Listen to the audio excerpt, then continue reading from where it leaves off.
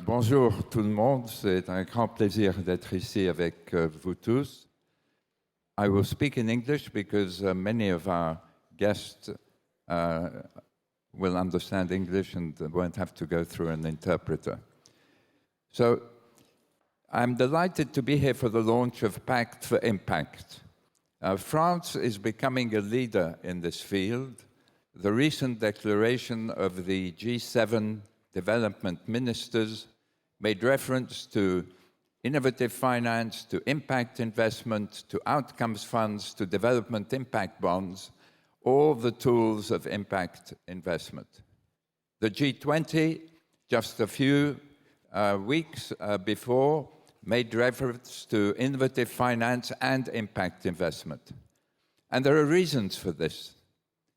The reason is that the world cannot continue to operate as it's doing. Governments realize this now. Many of us have realized it earlier.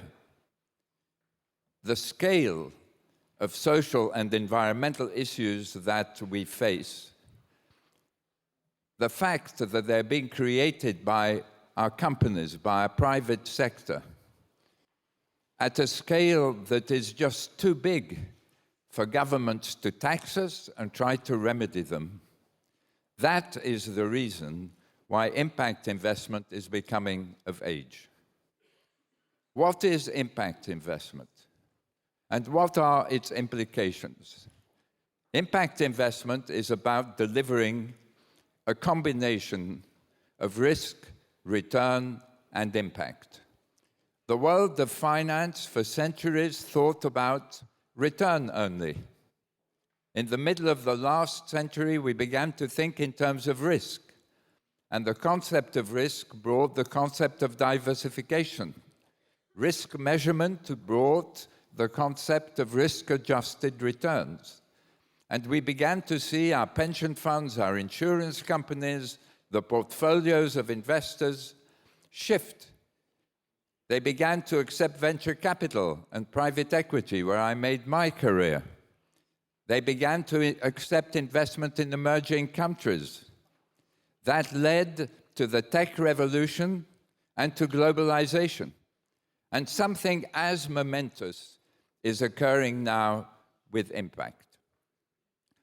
Impact involves the measurement of impact alongside risk and return. We thought that we couldn't measure risk, and we managed to measure it dependably enough. And now many people thought that we couldn't measure impact, and we're proving that we can. Our vision is that every company in the future will publish impact-weighted accounts, which show not just the financial performance of the company, but in its sales line, the product impact that it achieved. In its cost lines, the employment impact and the environmental impact, and that there will be an impact-weighted profit as a bottom line, which is different from its financial profit, and takes into account the influence that it has had on people's lives and on the environment. And if the influence was bad, that profit will be reduced. And if the influence was good, that profit will be increased.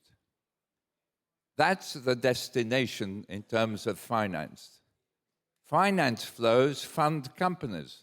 Entrepreneurs are now creating impact revenue models.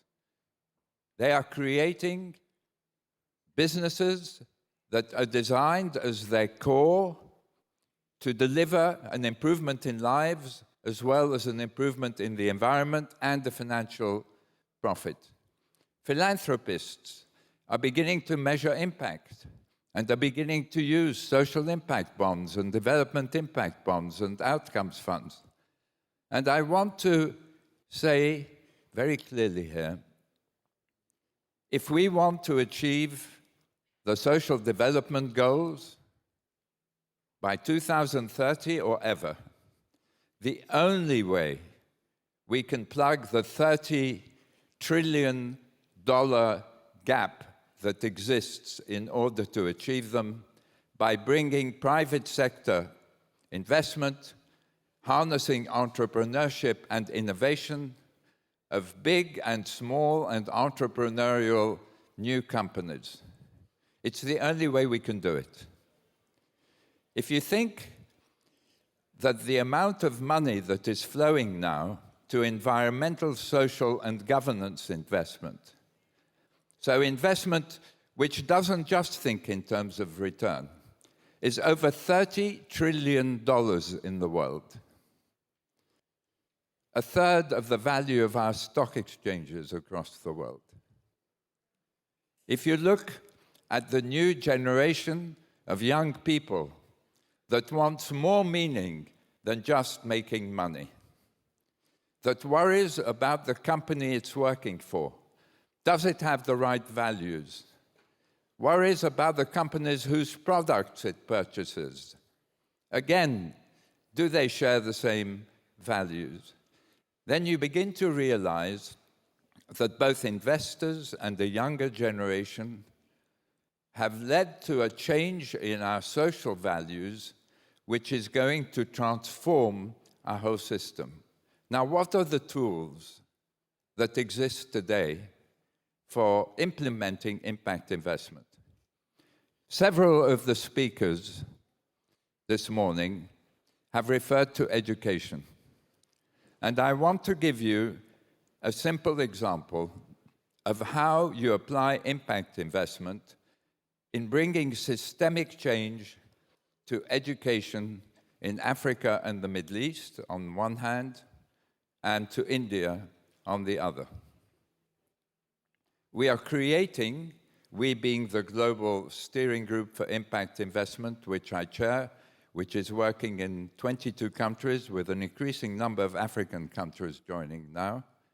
We are creating $1 billion fund. But it's not the normal type of investment fund. It's money which is brought by official aid organizations and by philanthropic foundations and by companies from their CSR budgets.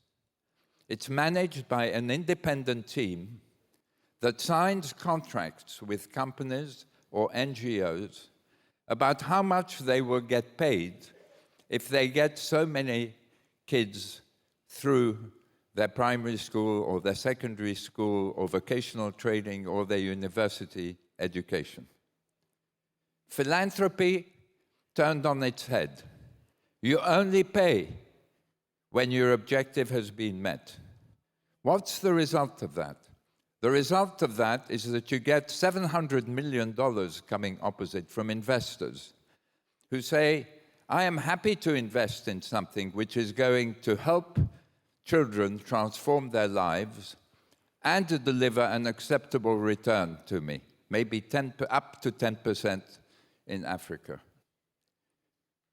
So the investors fund the organizations try to achieve targets which are specified in contracts, and they are completely free to act in any way they think is needed in order to achieve these objectives.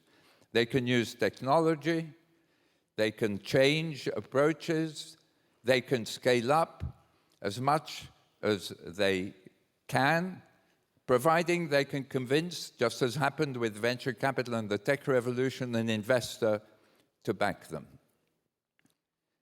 We think that with that $1 billion, there will be 100 to 150 social impact bonds across a dozen African countries. Across the whole of the education spectrum. What's the effect of that? Well, you not only help a large number of kids transform their lives, you also bring evidence that government can use to define its own policies, to lead government itself to measure impact, to value it, to pay for it, and to attract investor discipline, energy, and innovation in support of non-state actors. That is just one example. The broader effect of impact investment is that it leads us to impact economies. Impact economies are economies where every business and investment decision and consumption decision takes into account impact. They're economies where impact is measured, where talent goes, where impact and profit are being delivered, and where investors also go. They are economies where government attracts private sector capital to help it achieve its own objectives, and where pay-for-success models like the one I have described use all of the abilities of different organizations because they can pull them in the direction of achieving ambitious targets. When Adam Smith, famous British economist, wrote The Wealth of Nations, he referred to the invisible hand of markets. If every one of us tries to make as much money as possible, then the social good will be achieved. We have seen that the consequences of that lead us to huge inequalities across the world and a risk of extinction for our planet. Adam Smith was even prouder of his second book, The Theory of Moral Sentiments, that hinged around the ability of human beings to be altruistic, to empathize with others. Impact investment brings the invisible heart of markets to guide their invisible hand. Thank you.